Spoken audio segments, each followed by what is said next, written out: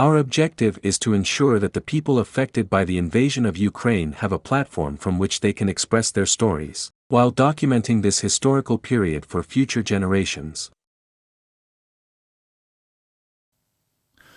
Good morning or good afternoon. I am Rupert Slade at Budapest FM, The People Story.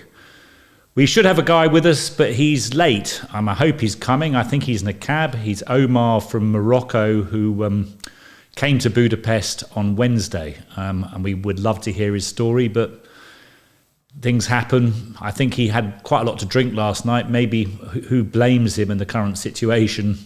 That's kind of one of the ways you might deal with the stress that these people have been suffering. Some of these people have been suffering. So I'm waiting for Omar. But anyway, let me just tell you, I took Sergey and Svita in a week ago on Sunday, and it's been an incredibly heartwarming experience. And all I will say is that if you have space in your house, it's a wonderful thing to do. You get as much out of it as they get out of it. It's a wonderful feeling that you can actually help people, and for very little you can actually change someone's life. So I just say to all of you out there who have the capability, if you could take a family in for a night, or take a person or a couple or a mother with a child, it's the best thing you can possibly do. These people just need help, and little bits of help going an incredibly long way. I also want to give a shout out to my friends in the UK, because I'm just really rather exasperated with our British immigration policy. The whole of the European Union are letting people in without visas, waived visas. Svita and Sergey, who've been staying with me, are going to Portugal tomorrow. Portugal are opening their doors to refugees. In Britain, you can arrive. To get to Britain, you can arrive in Calais. There is no processing device, and you get sent to Paris or Brussels to get processed. These people do not need complicated forms at this time. We've all seen World War II films. We've seen the Schindler's List of this world. This is a major crisis. And what upsets me from the bottom of my heart, is there are so many brilliant people in Britain who would take in refugees and would help. We are one of the richest countries in Europe. And for us to go and use process as a barrier and excuse in this ridiculous, incredibly difficult situation just saddens me deeply. So I want to get that off my chest. People who know me know that I'm slightly political, but on this is just about humanity. It's about people. We already have 1 million refugees in Poland at the moment. It's going to rise. We have 200,000 in Hungary. It's going to rise. Probably no more than 100, 150,000 would even try to go to the UK. Surely we have the capacity to take that tiny number as a population of 70 million. The Polish population could be growing by as much as 5 or 6%. We're only asking for the UK population to grow by 0.15, 0.2%. And let me add, the people I've been interviewing here and the refugees I've met, they don't want to stay in Hungary or the UK or Portugal.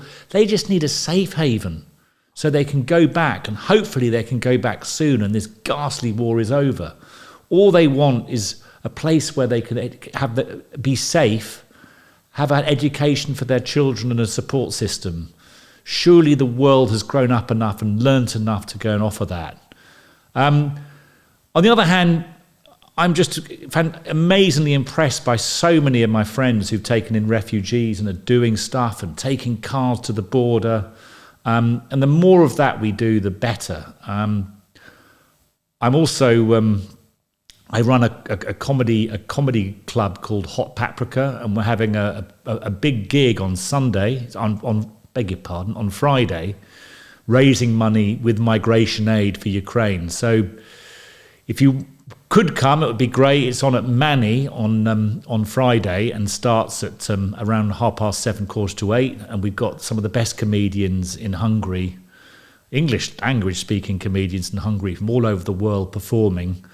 And I'd love to see you down there, and the more we could raise, the better. Now, I don't know, it's been a pretty emotional 9 days. In some ways, all these individuals have had their lives turned upside down. My wife went to Romania on business, and in a sense, my life has slightly turned upside down. I've met these fantastic people with incredible stories. And I feel I feel quite emotionally drained. All I ask is people, send the love out. Don't worry about the petty stuff in life. Don't worry about the politics. Keep off the internet. I know. Just help in any way you can. Go to Aldi, fill up a shopping trolley. There are ways and ways you can help.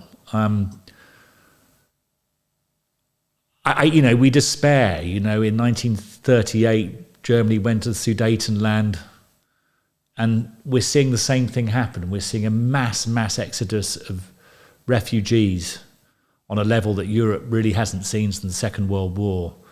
And, just remember that Ukraine is very similar to a European country. I mean, Kiev is a civilized, fantastic city. I've been there. It's amazing. As is Lviv. It's smaller, but again, it's a really developing democracy, a fast developing democracy. They need our help and support. I'm not quite sure what else to say at the moment. My interviewee is not here, but I kind of want to send a bit of love out, really, and I want us to sort of think what we can do to make this situation as bearable as possible, because it's not getting any better. The Russian army seem to be desperate. They seem to be blowing up things willy-nilly. They're striking the whole of Ukraine, and particularly the bigger cities, by air. We need as much help as possible. And I think, I don't know, sometimes in life can start feeling a bit purposeless when you're living in a nice, comfortable, middle-class, cosy environment like most of us do in the UK and even in Hungary and the US. But if this doesn't move people and give people purpose, I don't really know what does. This is a special moment in history and time. And at the People Story with my friend Ray, who's the producer of these podcasts, it's so important that these stories get told and got listened to from around the world, because it's a moment in time. We're meeting people when they've literally just come out and they've just recently experienced. These aren't memories of 30, 40 years ago. These are absolute red-hot memories of the moment. So I should continue. I'm running out of things to say. I think we'll leave it there for the moment, and hopefully in the next 5 minutes our man Omar will come. But if not, we will see you again very soon. Thank you.